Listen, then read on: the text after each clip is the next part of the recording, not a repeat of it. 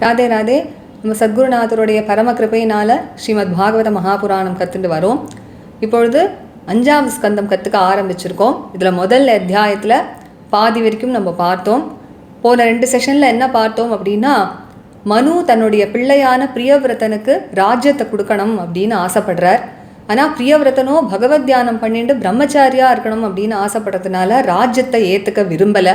பிரியவிரதனோட இந்த சங்கல்பம் தெரிஞ்சதும் பிரம்மதேவர் பிரம்மலோகத்திலேருந்தே கிளம்பி வந்து பிரியவிரதனுக்கு உபதேசம் பண்ணுறார்.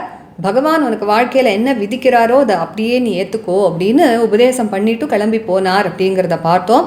அந்த பிரம்மதேவரோட உபதேசத்தை சொல்லும்பொழுது இந்த இடத்துல ஸ்ரீ பகவானு வாச்ச அப்படின்னு வரும். அது சாக்ஷாத் பிரம்மதேவரை தான் குறிக்கிறது. அதுபோல் இந்த அத்தியாயத்திலையும் பிரம்மா அப்படின்னு சொல்ல வேண்டிய இடத்துலலாம் பகவான் அப்படின்னே குறிப்பிடுறார் ஸ்ரீ சுகர் பிரம்மாவை. இதற்கு மேலே இந்த 3ஆவது அத்தியாயத்தில் இப்படி பிரம்மதேவர் ஒரு உபதேசத்தை பண்ணதும் பிரியவிரதன் என்ன பண்ணுறான் அப்படின்னா, தலையை குனிஞ்சுண்டு ரொம்ப பக்தி ஸ்ரத்தையோட பிரம்மதேவரோட வார்த்தைகளெல்லாம் அப்படியே ஏத்துண்டானா. பாடம் அப்படின்னு சொல்கிறான். பாடமிதி சபகுமானம் உவாக. பாடம் அப்படின்னா சரி அப்படியே ஆகட்டும் அப்படின்னு அர்த்தம். அப்படி சொல்லி ஏத்துண்டானாம் பிரம்மதேவரோட உபதேசத்தை.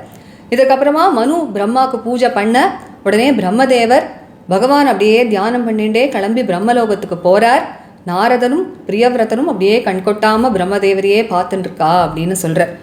இப்போ என்ன ஆறுது அப்படின்னா, மனுவுடைய ஒரு மனோரதம் அப்படிங்கிறத பிரம்மதேவர் இப்போ பூர்த்தி பண்ணி வச்சுட்டார். என்ன மனோரதம் அப்படின்னா, மனுரபி பரேணைவம் பிரதிசந்தித மனோரதா அப்படின்னு சொல்கிறார்.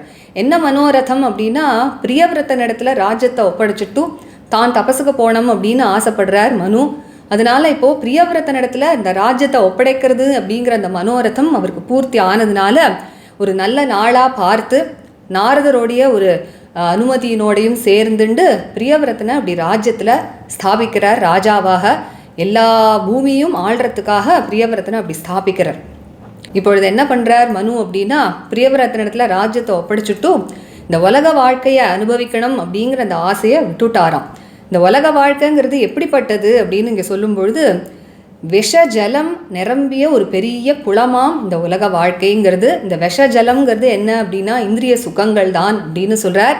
அப்படிப்பட்ட இந்த உலக வாழ்க்கையை அனுபவிக்கணுங்கிற ஆசையை விட்டுட்டு அவரும் கிளம்பி தபசுக்கு போயிட்டார் அப்படின்னு சொல்கிறார்.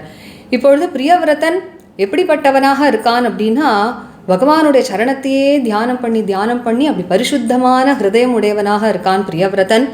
இப்பொழுதோ பகவானுடைய ஒரு சங்கல்பத்தினால இந்த உலகத்தையே ஆளக்கூடிய ஒரு பெரிய பொறுப்பு, அந்த பொறுப்பை வகிக்கக்கூடிய ஒரு பதவியில் அப்படி அமர்த்தப்பட்டிருக்கான் பிரியவிரதன். இப்பொழுது தான் ரொம்பவும் உயர்ந்த ஒரு மனோ நிலையில தான் பிரியவிரதன் இருந்தான். அப்படின்னாலும் இத்தகைய ராஜ்ய பாரத்தை எதற்காக ஏத்துண்டான் அப்படின்னா, பெரியவர்களுடைய வார்த்தையை அப்படியே கேட்கணும், அவர்களுக்கு மதிப்பும் மரியாதையும் கொடுக்கணும் அப்படிங்கிறதுக்காக அதை ஏத்துண்டானாம். அதனால இங்கே சொல்கிறார், மானவர்தனோ மகதாம் மஹீதலம் அனுஷாச அப்படின்னு சொல்கிறார். அதற்கு மேலே பிரியவிரதன் என்ன பண்ணுறான், தேவர்களுடைய தச்சனாக இருக்கக்கூடிய விஸ்வகர்மாவினுடைய பெண்ணான பர்ஹிஷ்மதியை விவாகம் பண்ணிக்கிறான். அதச்ச துஹிதரம் விஸ்வகர்மண உபயேமே பர்ஹிஷ்மதீம் நாம. அந்த பர்ஹிஷ்மதியை விவாகம் பண்ணிட்டு அவள் மூலமாக 10 பிள்ளைகளை பெற்று எடுக்கிறானாம். அவர்கள் 10 பேருமே எப்படி இருந்தா அப்படின்னா, பிரியவிரதனுக்கு துல்லியமான ஒரு அழகு, ஒரு ரூபம், ஒரு பலம், குணங்கள், சீலம் எல்லாத்துலேயும் பிரியவிரதனுக்கே துல்லியமாக இருக்கலாம் அந்த 10 பேரும். அதற்கு பிறகு அவர்களுக்கு தங்கையாக ஊர்ஜஸ்வதி அப்படின்னு ஒரு பெண் குழந்தையும் பெற்று எடுக்கிறார். இந்த 10 பிள்ளைகளுக்கும் பேர் எப்படி அமையிறது அப்படின்னா, அக்னி தேவதைகளோட பேராகவே அமையிறது. அதை ஒரு கத்தியத்தில் சொல்கிறார். ஆக்னீத்ர இத்மஜிஹ்வ யஜ்ஞபாஹு மகாவீர ஹிரண்யரேதோ கிருத பிருஷ்ட சவன மேதாதிதி வீதிஹோத்ர கவய இதி சர்வயேவாக்னி நாமானஹா அப்படின்னு இந்த 10 பேரும் அக்னி தேவதைகளோட பேராகவே அமையறதாம் அந்த 10 பிள்ளைகளுக்கு. இந்த 10 பேருக்குள்ள கவி, மகாவீரன், சவனன் அப்படிங்கிற அந்த 3 பிள்ளைகள் ஊர்த்வ ரேதசுகளாக இருந்தார்களாம். வாழ்க்கை பூராக அப்படியே பிரம்மச்சாரிகளாகவே இருக்கா. அவர்கள் எப்படி இருந்தா அப்படின்னா, சின்ன வயசுலேருந்தே குழந்தையாக இருக்கும் பொழுதே ஆத்ம வித்யையில் அவர்களுக்கு பரிச்சயம் ஏற்பட்டுடுதாம். அதனால என்ன பண்ணுறா, கடைசியில் அந்த உயர்ந்த ஆசிரமம்னு சொல்லக்கூடிய பாரமஹம்சிய ஆசிரமம்னு சொல்கிறோமே அதை ஸ்வீகரிச்சுண்டு அப்படி ஸ்வச்சந்தமாக சன்னியாசிகளை போல உலகத்தில் அப்படியே சஞ்சாரம் பண்ணிட்டு இருந்தா அப்படின்னு சொல்கிறார். அவர்கள் எப்படி இருந்தானா, மனசு இந்திரியங்கள் எல்லாத்தையும் அடக்கி பகவான் வாசுதேவனுடைய தாமரை போன்ற சரணங்களையே எப்பொழுதும் பக்தியோட தியானம் பண்ணிண்டு, அந்த பகவான் வாசுதேவனும் எப்படிப்பட்டவன் அப்படின்னா, சகல ஜீவனிகாயா வாசஸ்ய, எல்லா ஜீவராசிகளுக்கும் இருப்பிடமாக இருக்கக்கூடிய அந்த பகவான் வாசுதேவன், பீதானாம் சரணபூதஸ்ய, பயந்தவர்களுக்கெல்லாம் இப்படி சரண்யனாக அபயத்தை கொடுக்கக்கூடியவனாக இருக்கக்கூடிய அந்த வாசுதேவனுடைய சரணத்தை தியானம் பண்ணி அப்படி பரிசுத்தமான ஹிருதயத்தோட பகவான் வாசுதேவனோடையே ஒன்றி போனார்கள் அப்படின்னு சொல்கிறார். பிரியவிரதனுக்கு இன்னொரு மனைவி இருந்தாலாம். அவள் மூலமாக மற்றொரு 3 பிள்ளைகளை பெற்று எடுக்கிறான் பிரியவிரதன். உத்தமன், தாமசன், ரைவதன் அப்படின்னு. இவர்கள் 3 பேரும் பிற்காலத்தில் மன்வந்தரங்களுடைய அதிபதிகளாக இருக்கா. அவர்கள் எந்த மன்வந்தரத்தை ஆண்டார்களோ அந்த மன்வந்தரத்துக்கு அவர்களுடைய பேரே அமையிறது. அதனால தான் பார்க்குறோம் ரைவத மன்வந்தரம், தாமச மன்வந்தரம் அப்படின்லாம் மன்வந்தரத்தோட பேர் அமையிறது. இப்போ பிரியவிரதன் எவ்வளவு காலம் இந்த பூமியை ஆண்டான் அப்படின்னு சொல்லும் பொழுது 11 கோடி வருடங்கள் இந்த பூமியை ஆண்டானாம் பிரியவிரதன். அவனோட ஆட்சியும் போது அவன் தர்மத்தை எப்படி ஸ்தாபிச்சான், போகங்களெல்லாம் எப்படி அனுபவிச்சான் அப்படிங்கிறதெல்லாம் அடுத்து சொல்கிறார். தர்மத்தை எப்படி ஸ்தாபிச்சான் பிரியவிரதன் அப்படின்னா, அவனுடைய புஜங்களுடைய பராக்கிரமம் இருக்கே, அது அத்தகைய ஒரு பராக்கிரமம் உடையதாம். அவன் என்னெல்லாம் சாதிக்கணும்னு நினைக்கிறானோ அதெல்லாம் அவனோட புஜங்களே சாதிச்சு கொடுத்துருமாம். அப்படிப்பட்ட அந்த புஜங்களை கொண்டு அவனுடைய வில்லுடைய கயிறு இருக்கே அதை அப்படி இழுத்து ஒரு டங்காரம் பண்ணான் அப்படின்னா, அந்த டங்கார சப்தத்தை கேட்டே தர்மத்துக்கு எதிரிகளாக இருக்கிறவர்கள் எல்லாரும் பயந்து ஓடிடுவார்களாம். அப்படிப்பட்ட ஒரு பல பராக்கிரமம் உடையவனாம் பிரியவிரதன். அப்படி தர்மத்தை ஸ்தாபிக்கிறான். அடுத்ததாக பிரியவிரதன் போகங்கள்லாம் எப்படி அனுபவிச்சான் அப்படிங்கிறத சொல்கிறார். தன்னுடைய ஆத்மஸ்வரூபத்தையே மறந்தவனை போலவும் பர்ஹிஷ்மதியினுடைய ஒரு அன்புல மயங்கி போனவனை போலவும் பிரியவிரதன் இருந்தான் அப்படின்னு சொல்கிறார். பராபூயமான விவேக இவ அனவபுத்தியமான இவ அப்படிங்கிற அப்படி ஒரு சாமானிய மனுஷனை போல இருந்துண்டு அப்படி போகங்களெல்லாம் அனுபவிச்சானாம். வாஸ்தவத்தில் அவன் தன்னுடைய ஸ்வரூபத்தை மறக்கலை, ஆனால் அப்படி மறந்தவனை போல இருந்தான் அப்படின்னு சொல்கிறார். ஏன்னா பர்ஹிஷ்மதியினுடைய ஒரு அன்பு எப்படி இருந்தது அப்படிங்கிறத சொல்கிறார். பிரியவிரதன் தன்னை பார்க்க வரும்பொழுதே அத்தகைய சந்தோஷப்பட்டு அந்த சந்தோஷத்தை தெரிவிப்பாளாம். தன்னுடைய ஆசனத்திலேருந்து எழுந்து ஓடி போய் பிரியவிரதனை வரவேற்பாளாம். அது மட்டும் இல்லை, பெண்களுக்கே உரிய அந்த வெட்கத்தோட கூடிய பார்வை, சிரிப்பு, இனிமையான பரிகாச பேச்சுக்கள், இது மூலமாக பிரியவிரதனுக்கு அத்தகைய சந்தோஷத்தை கொடுப்பாளாம். இதெல்லாம் எதற்காக வர்ணிக்கிறார் அப்படின்னா, பிரியவிரதன் எத்தகைய போகங்களை அனுபவிச்சான் அப்படிங்கிறத சொல்லிட்டு கடைசியில் சொல்ல போகிறார். இது எல்லாத்தையும் விட்டுட்டு அவன் எப்படி தபஸுக்கு போனான் அப்படிங்கிறதையும் சொல்ல போகிறார். இந்த 29வது ஸ்லோகத்தோட நம்ம இந்த செஷனில் நிறுத்திக்கலாம். 20வது ஸ்லோகத்திலேருந்து 29வது ஸ்லோகம் வரைக்கும் நம்ம இந்த செஷனில் கற்றுக்கலாம். இதற்கு மேலே இந்த அத்தியாயத்தில் பிரியவிரதனுடைய ஒரு பிரபாவமானது எப்பேற்பட்டதாக இருந்தது, எவ்வளவு ஆச்சரியமாக இருந்தது, யாராலையுமே முடியாத ஒரு காரியத்தை அவன் எப்படி சாதிச்சான் அப்படிங்கிறத வர்ணிக்கிறார். அதை நம்ம அடுத்த செஷனில் கற்றுக்கலாம். ராதே ராதே. கோபிகா ஜீவனஸ்மரணம் கோவிந்தா கோவிந்தா. சத்குருநாத மகாராஜ் கி ஜெய். கலயே சுந்தராகாரம் சதைகப்ரியதர்சனம் அஜ்ஞானநாசகம் தேவம் சத்குரும் முரளீதரம் முரளீமண்டிதகரகமலம் முனிஜனமோகனம் व्यत्यस्तपादं वनमालाधारिणं प्रेमभक्तमण्डलनित्यकीर्तितं श्रीप्रेमिकवरदम् आश्रयेऽहम् जन्माद्यस्य यतोऽन्वयादितरतश्चार्थेष्वभिज्ञस्वराट् तेने ब्रह्महृदायादिकवये मुह्यन्ति यत्सूरयः तेजो वारिमृदां यथा विनिमयो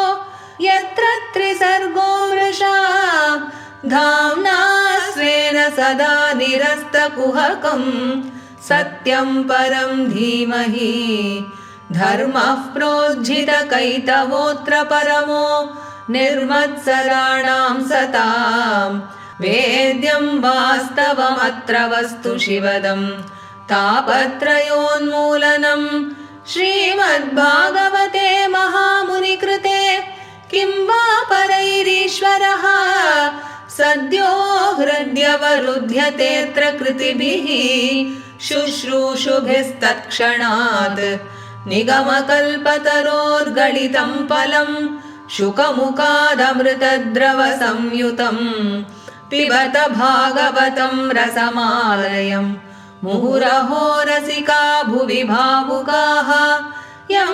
प्रव्रजन्तमनुपेतमपेतकृत्यं द्वैपायनो विरहकातराजुहाव पुत्रेति तन्मयतया तरवोऽभिनेदुः तं सर्वभूतहृदयं मुनिमानतोऽस्मि यस्वानुभावमखिल श्रुतिसारमेकम् अध्यात्मदीपम् अतितितीर्षतां तमोऽन्धम् संसारिणां करुणयाः पुराणगुह्यं तं व्याससूनुमुपयामि गुरुं मुनीनां नारायणं नमस्कृत्य नरं चैव नरोत्तमं देवीं सरस्वतीं व्यासं ततो जयमुदीरयेत् कृष्णाय वासुदेवाय देवकीनन्दनाय च नन्दगोपकुमाराय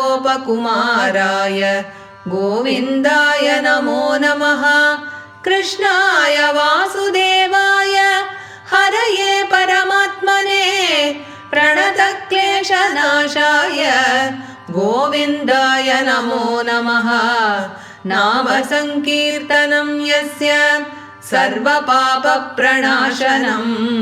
प्रणामो दुःखशमनः तं नमामि हरिं परम्।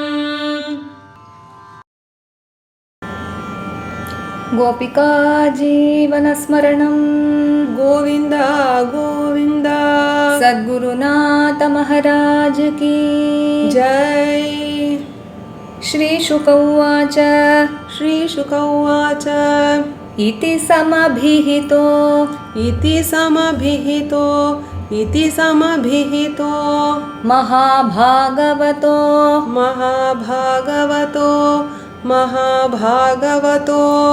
भगवतः त्रिभुवनगुरोः भगवतस्त्रिभुवनगुरोः अनुशासनम् आत्मनः लघुतया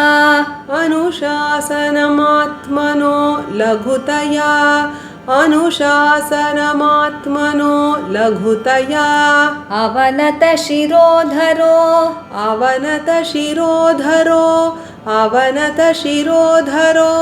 बाढम् इति स बहुमानम् उवाह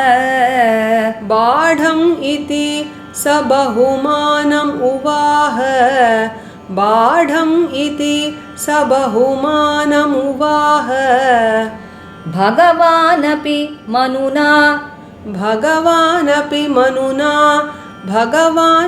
मनुना यथावत् उपकल्पितापचितिः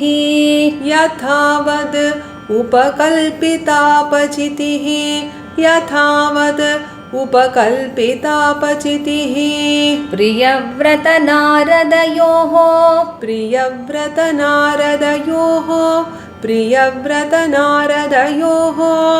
अविषमम् अभिसमीक्षमाणयोः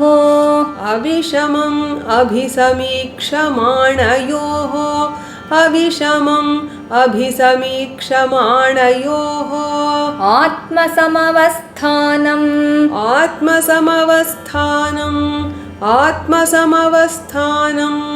अवाङ्मनसं क्षयम् अव्यवहृतम्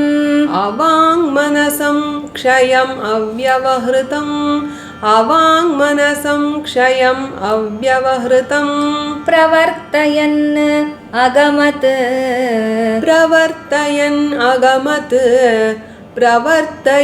अगमत् मनुरपि परेणैवं मनुरपि परेणैवं मनुरपि परेणैवं प्रतिसन्धितमनोरथः प्रतिसन्धितमनोरथः प्रतिसन्धितमनोरथः सुरर्षिवरानुमतेन सुरर्षिवरानुमतेन सुरर्षिवरानुमतेन आत्मजम् अखिलधरामण्डलस्थितिगुप्तये आस्थाप्य आत्मजम् अखिलधरामण्डलस्थितिगुप्तये आस्थाप्य आत्मजम् अखिलधरामण्डलस्थितिगुप्तये आस्थाप्य குப்தயே அப்படிங்கிறது தான் இந்த இடத்துல குப்தய அப்படின்னு ஆயிருக்கு. ஸ்வயம் அதிவிஷம விஷய விஷ ஜலாஷயாஷாய स्वयम् अतिविषम विषय विषजलाशयाशाय स्वयम् अतिविषम विषय विषजलाशयाशाय उपरराम उपरराम उपरराम इति हवावस जगतीपतिः इति हवावस जगतीपतिः इति हवावस जगतीपतिः ईश्वरेच्छया अधिनिवेशित कर्माधिकारो ईश्वरेच्छयाधिनिवेशित कर्माधिकारो ईश्वरेच्छयाधिनिवेशित कर्माधिकारो अखिल जगद्बन्ध ध्वंसन परानुभावस्य अखिल जगद्बन्धध्वंसन परानुभावस्य अखिल जगद्बन्धध्वंसन परानुभावस्य भगवत आदिपुरुषस्य भगवत आदिपुरुषस्य भगवत आदिपुरुषस्य अङ्घ्रियुगल अनवरत ध्यानानुभावेन अङ्घ्रियुगलानवरत ध्यानानुभावेन अङ्घ्रियुगलानवरत ध्यानानुभावेन परिरन्धित कषायाशयो परिरन्धित कषायाशयो परिरन्धित कषायाशयो अवदातोऽपि मानवर्धनो महताम् अवदातोऽपि मानवर्धनो महताम् अवदातोऽपि मानवर्धनो महताम् महीतलम् अनुशशास महीतलम् अनुशशास महीतलम् अनुशशास अथ च दुहितरं प्रजापतेः विश्वकर्मणः अथ च दुहितरं प्रजापतेर्विश्वकर्मणः अथ च दुहितरं प्रजापतेर्विश्वकर्मणः उपये मे बर्हिष्मतीं नाम उपये मे बर्हिष्मतीं नाम उपये मे बर्हिष्मतीं नाम तस्यामुहवाव आत्मजान् तस्यामुहवाव आत्मजान् तस्यामुहवाव आत्मजान् आत्मसमानशील गुण कर्म रूप वीर्योदारान् आत्मसमानशील गुणकर्म रूपवीर्योदारान् आत्मसमानशील गुणकर्म रूपवीर्योदारान् दश भावयां बभूव दश भावयां बभूव दश भावयां बभूव कन्यां च यवीयसीम् ऊर्जस्वतीं नाम कन्यां च यवीयसीं ऊर्जस्वतीं नाम कन्यां च यवीयसीम् ऊर्जस्वतीं नाम आग्नीध्र इद्मजिह्व यज्ञबाहु महावीर आग्नीध्र इद्मजिह्व यज्ञबाहु महावीर आग्नीध्र इद्मजिह्व यज्ञबाहु महावीर हिरण्यरेतो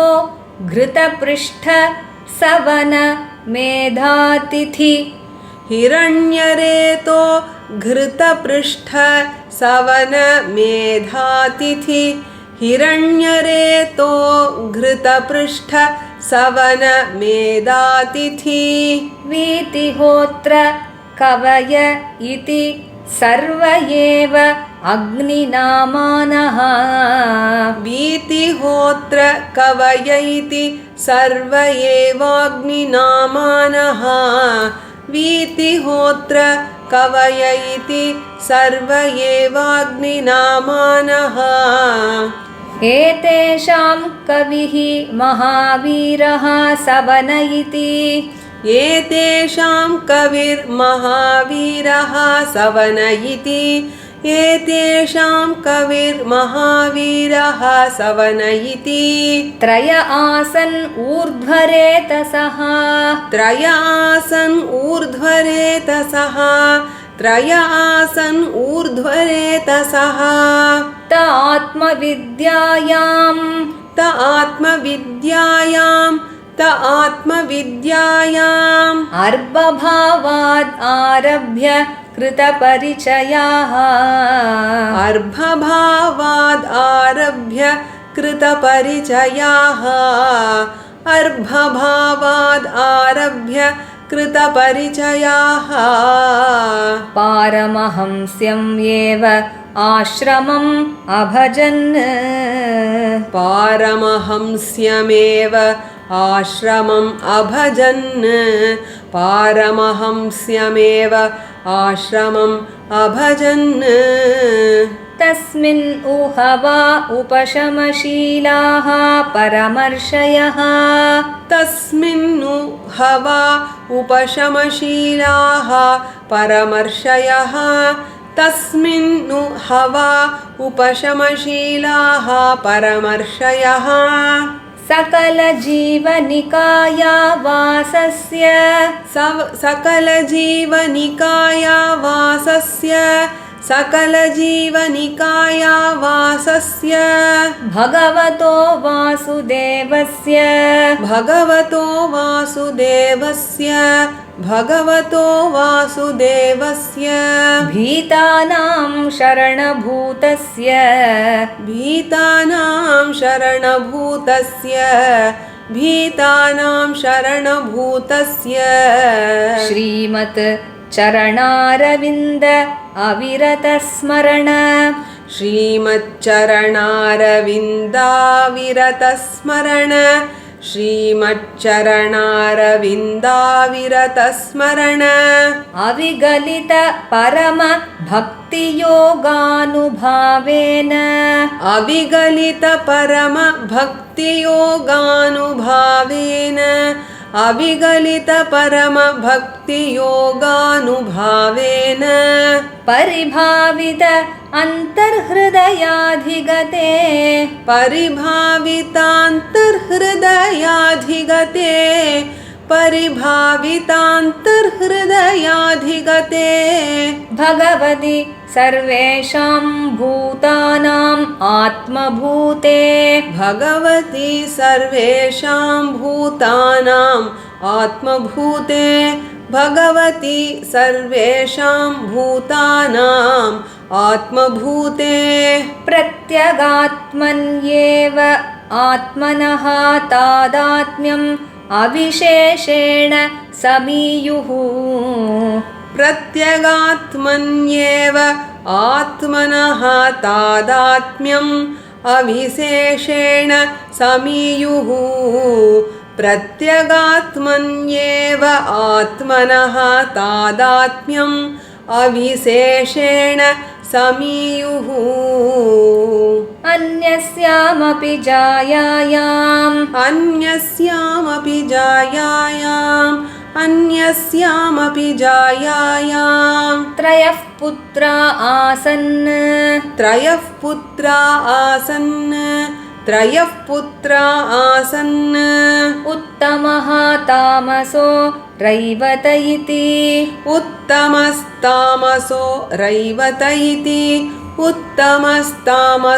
रैवत इति मन्वन्तराधिपतयः मन्वन्तराधिपतयः एवम् उपशमायनेषु स्वतनयेषु एवम् उपशमायनेषु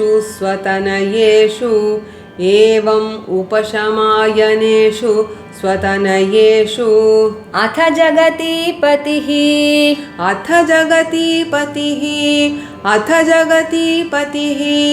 जगतीम् अर्बुदानि 11 परिवत्सराणाम् जगतीम् अर्बुदान्येकादश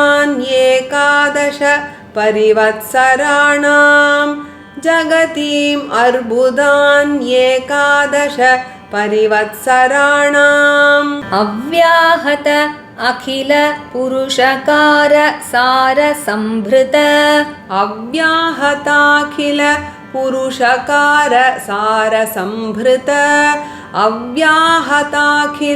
पुरुषकार सारसंभृत दोर्दण्डयुगळापीडित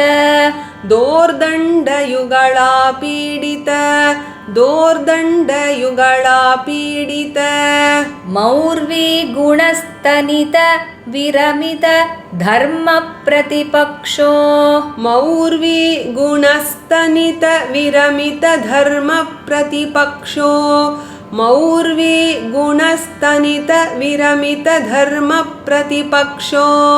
बर्हिष्मत्याश्च अनुदिनम्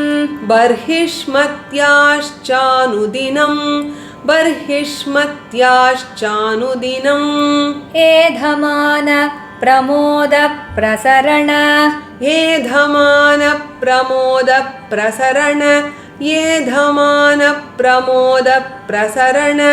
यौषिण्य व्रीडा प्रमुषित हासावलोक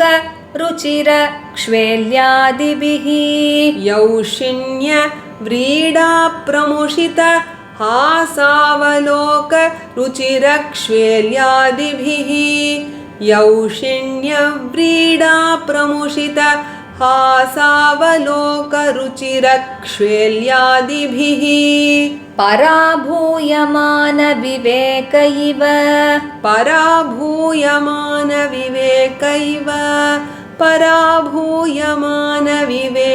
इव अनवबुध्यमान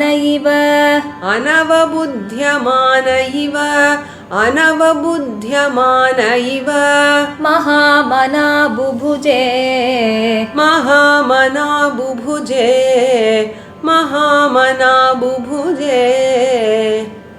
இப்போ 20வது ஸ்லோகத்திலேருந்து இந்த 29வது கத்தியம் வரைக்கும் நம்ம சேர்ந்து படிக்கலாம். श्रीशुक उवाच इति समभिहितो महाभागवतो भगवतः त्रिभुवनगुरोः अनुशासनम् आत्मनो लघुतया अवनतशिरोधरो बाढम् इति स बहुमानम् उवाह. भगवानपि मनुना यथावद् उपकल्पितापचितिः प्रियव्रतनारदयोः अविषमम् अभिसमीक्षमाणयोः आत्मसमवस्थानम् अवाङ्मनसं क्षयम् अव्यवहृतं प्रवर्तयन् अगमत्. मनुरपि परेणैवं प्रतिसन्धितमनोरथः सुरर्षिवरानुमतेन आत्मजम् अखिलधरामण्डलस्थितिगुप्तय आस्थाप्य स्वयं अतिविषमविषय विषजलाशयाशाय उपरराम इति हवाव स जगतीपतिः ईश्वरेच्छया अधिनिवेशितकर्माधिकारो अखिल जगद्बन्धध्वंसन परानुभावस्य भगवत आदिपुरुषस्य अंघ्रियुगल अनवरत ध्यानानुभावेन परिरन्धित कषायाशयो अवदातोऽपि मानवर्धनो महतां महीतलम् अनुशशास अथ च दुहितरं प्रजापतेः विश्वकर्मणः उपयेमे बर्हिष्मतीं नाम तस्यामुहवाव आत्मजान आत्मसमानशील गुणकर्म रूप वीर्योदारान् दश भावयां बभूव कन्यां च यवीयसीम् ऊर्जस्वतीं नाम आग्निध्र इद्मजिह्व यज्ञबाहु महावीर हिरण्यरेतो घृतपृष्ठ सवन मेधातिथि वीतिहोत्र कवय इति सर्व एवाग्निनामानः एतेषां कविर्महावीरः सवन इति त्रयासन् ऊर्ध्वरेतसः त आत्मविद्यायाम् अर्भभावाद् आरभ्य कृतपरिचयाः पारमहंस्यम् एव आश्रमम् अभजन् तस्मिन्नुहवा उपशमशीलाः परमर्षयः सकलजीवनिकाया वासस्य भगवतो वासुदेवस्य भीतानां शरणभूतस्य श्रीमच्चरणारविन्द अविरतस्मरणाविगलित परमभक्तियोगानुभावेन परिभावितान्तर्हृदयाधिगते भगवति सर्वेषां भूतानाम् आत्मभूते प्रत्यगात्मन्येवात्मनः तादात्म्यम् अविशेषेण समीयुः अन्यस्यामपि जायायां त्रयः पुत्रा आसन् उत्तमस्तामसो रैवत इति मन्वन्तराधिपतयः एवम् उपशमायनेषु स्वतनयेषु अथ जगतीपतिः जगतीम् अर्बुदान् एकादश परिवत्सराणाम् अव्याहता किल पुरुषकार सारसंभृत दोर्दण्डयुगळापीडित मौर्वी गुणस्तनित विरमित धर्म प्रतिपक्षो बर्हिष्मत्याश्चानुदिनम् एधमान प्रमोद प्रसरण यौषिण्य व्रीडा प्रमुषित हासावलोक रुचिरक्ष्वेल्यादिभिः पराभूयमान विवेक इव अनवबुध्यमान इव महामना बुभुजे श्रीहरये नमः श्रीहरये नमः श्रीहरये नमः गोपिका जीवनस्मरणं गोविन्द गोविन्द सद्गुरुनाथ महाराज की जय. இந்த செஷனும் படிச்சது ஆரபி ராகம். நம்ம அடுத்த செஷன்ல இந்த அத்தியாயம் முடிகிற வரைக்கும் கத்துக்கலாம். Radhe Radhe. Radhe Radhe. By the grace of our Guru Maharaj, we are learning Srimad Bhagavata Mahapurana. Now we have started learning the 5th skanda, and in the previous 2 sessions we saw the first half of the first chapter. In the first half of the first chapter we saw how Manu wanted to hand over the kingdom to Priyavrata, but Priyavrata was not interested in taking up the kingly responsibilities because he wanted to lead a bachelor's life contemplating on Bhagavan. And as soon as Brahmadeva came to know of this intention of Priyavrata, he came straight from Brahmaloka to Bhuloka and met Priyavrata and gave him proper advice and instructed him to take up whatever comes in his life as ordained by Bhagavan. So he instructed him to take up the householder's life as well as the kingly responsibilities. And immediately further in this first chapter, immediately Priyavrata accepted the words of Brahmadeva with great respect, with his head bent low, and he says Badham. Badham means, okay, I shall do as you say. So he says, Badham iti sabahumanam uvaha. And then Brahmadeva, he was duly worshipped by Manu. And so Brahmadeva left back to his abode, contemplating on Bhagavan Vasudeva. And as he left, both Narada and Priyavrata kept gazing on Brahmadeva. And now Manu was so happy that his ambition had been fulfilled by Brahmadeva. He says, Manurapi parenaivam pratisandhita manorathaha. The ambition of Manu was to hand over the kingly responsibilities to Priyavrata and retire to the forest to do tapas. And so now he was very happy that he was able to hand over the responsibilities of the globe to Priyavrata. So now he appointed Priyavrata as the king of this entire globe in order to protect the order of the entire world with the consent of Narada Maharishi. And now here Sri Shuka says, Manu gave up the desire of the worldly life, the homely life, which can be compared to a pool of venomous waters, he says. And the waters are in the form of sense pleasures. So Manu gave up the desire of enjoying this worldly life and he went to do tapas.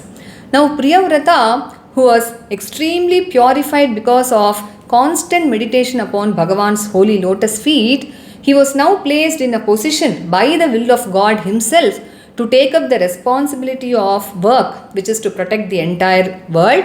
And though he was extremely exalted by nature, he took up this responsibility in order to honor the words of his elders. And so he says, Mana Vardhano Mahatam Mahitaram Anushashasa. So Priyavrata now began to rule the entire world. And then he married the daughter of Vishwakarma, the architect of the gods, who was called as Barhishmati. He says, Athacha duhitaram Vishwakarmana upayeme Barhishmatim nama. And through Barhishmati, Priyavrata begot 10 sons, and all these 10 sons were on par with Priyavrata with respect to character, virtues, deeds, power, and also good looks. And he also had a daughter called Urjaswati, who was younger to all these 10 sons. And all the 10 sons of Priyavrata had the names of fire gods. And he says that in a Gadya, Agnidhra Idmajihva Yajnabahu Mahavira Hiranyareto Ghrita Prishta Medhatiti Vitihotra Kavaya iti Sarvayeva Agni Namanaha. And among these 10 sons, Kavi, Mahavira and Savana, these 3 sons became Urdhvaretas, that is lifelong celibates, and they entered into the study of the self-knowledge even from their infancy, he says.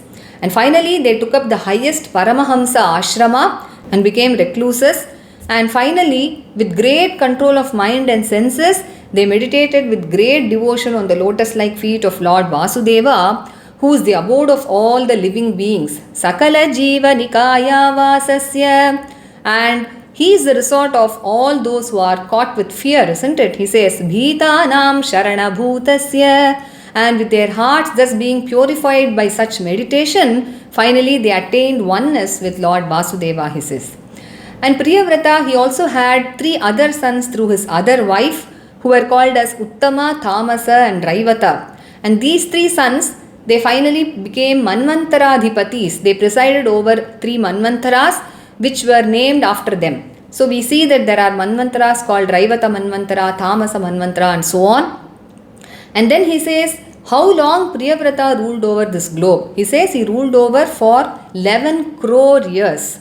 And during his reign, how he established dharma, he describes here.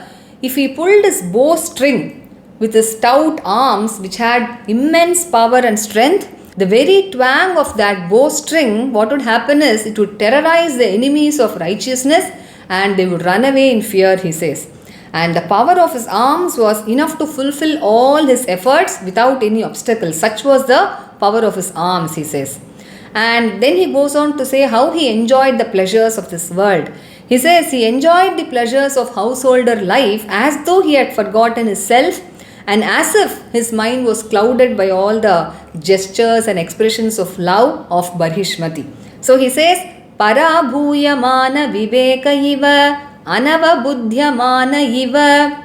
So as if he had forgotten his own self, just like how an ordinary man would do, but Priyavrata was always established in his self, though he externally appeared like that. And then he says how supreme was Barhishmati's love for Priyavrata. She had excessive joy whenever Priyavrata came to visit her, and she would rise from her seat and rush forth to welcome Priyavrata, he says. And all the womanly gestures like bashful smiles and glances and joking words and so on, with all these she would give joy to Priyavrata, he says. And all this is narrated to show how Priyavrata experienced all the pleasures of this world now, but later on he was going to give up all this and go again to meditate upon the Lord. So today we learned from the 20th till the 29th shloka until here. So further in this chapter, Sri Shuka also narrates the magnificent prowess of Priyavrata and how he achieves something that nobody else can even dream of. So let us see that in the next session. Radhe Radhe.